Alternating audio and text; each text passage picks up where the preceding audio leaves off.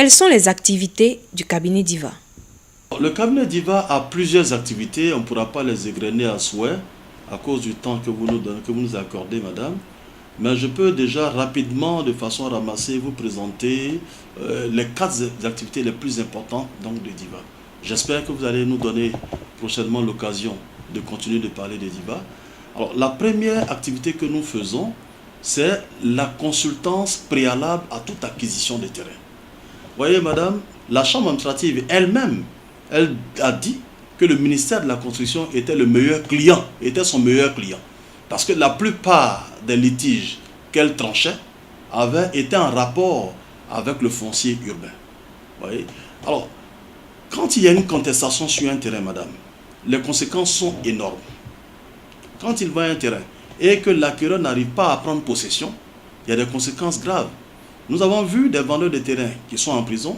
Nous avons vu des vendeurs de terrain qui ont fui le pays. Nous avons vu des vendeurs de terrain qui ont fait des AVC. Il y en a même qui ont dû fuir le village. Ça, c'est déjà important. Mais les conséquences les plus graves, c'est au niveau des acquéreurs. Vous avez acquis un terrain, vous avez payé de l'argent, et puis vous ne pouvez pas prendre possession du terrain. Première conséquence, vous avez perdu votre argent parce que ce n'est pas évident que celui avec qui vous avez acheté puisse vous restituer votre argent. Parce que souvent même, il est décédé. Souvent, il n'est même plus là. Souvent, la vente a eu lieu il y a au moins 5 ans. Donc déjà, vous perdez votre argent. Souvent, il y a des cas aussi dans lesquels vous avez acheté le terrain, vous avez construit et on vous dit que le papier qu'on vous a donné a été annulé soit par le ministère de la Construction, soit par la Chambre administrative de la Cour suprême. Cela veut dire que vous perdez vos investissements, on démolit votre maison. Vous comprenez?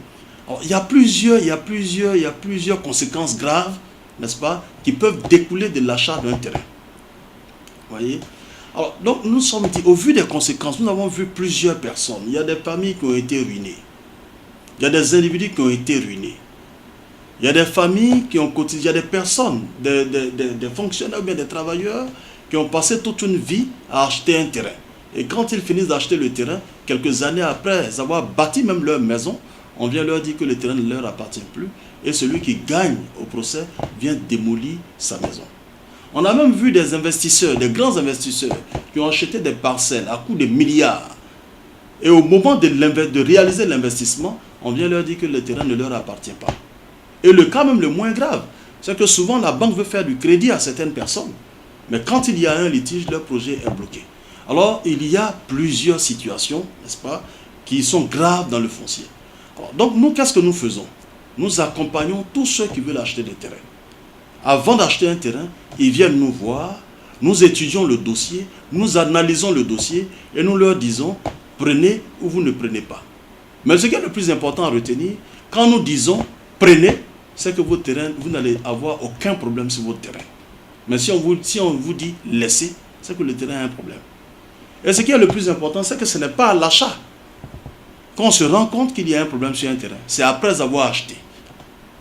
Et souvent même après avoir réalisé les investissements. Et au regard de tout ce que nous avons vécu, de toutes ces situations dont nous avons été témoins au ministère de la Construction, nous sommes dit qu'il était bon de conseiller avant d'acheter. Et c'est ce que nous faisons. C'est ce que nous faisons. Nous faisons donc du conseil préalable à l'acquisition de tout terrain pour éviter les litiges fonciers, pour éviter les contestations foncières qui pourraient déboucher donc sur les conséquences que je viens de citer. Pouvez-vous nous citer des illustrations de l'importance de l'activité de conseil préalable à l'acquisition de terrain? Les exemples pilules, on peut les égrener à souhait. D'ailleurs, tout à l'heure, dans mes propos, je vous ai présenté donc une illustration. Mais je veux dire, vous voyez, une personne voulait acquérir un terrain. Ça, c'est le cas le plus récent que nous avons eu donc à gérer. Une personne voulait acquérir un terrain et on lui a présenté une lettre d'attribution. Et la personne, heureusement, la personne nous a saisi avant de payer l'argent. Et quand nous avons fait les diligences, il s'est trouvé que la lettre d'attribution qui devait servir de base à la transaction était enregistrée au ministère. Mais quand nous avons mené des diligences dans le fond, nous sommes allés au fond du dossier, nous nous sommes rendus compte que bien qu'enregistrée au ministère, les références de cette lettre ne pouvaient pas être délivrées à la date qui y était inscrite. Les références de la lettre qui a été présentée à notre client, qui pourtant est enregistré au ministère de la Construction, correspondait à une lettre d'attribution que le ministre de la Construction avait pris plusieurs années auparavant sur un autre lot dans un autre lotissement. Il y a un deuxième exemple que je peux vous donner. Il y a un particulier, un investisseur qui voulait financer des opérations de lotissement. En dehors des opérations de lotissement qu'il voulait financer, il voulait acheter plusieurs lots dans un lotissement. Le lotissement avait été approuvé.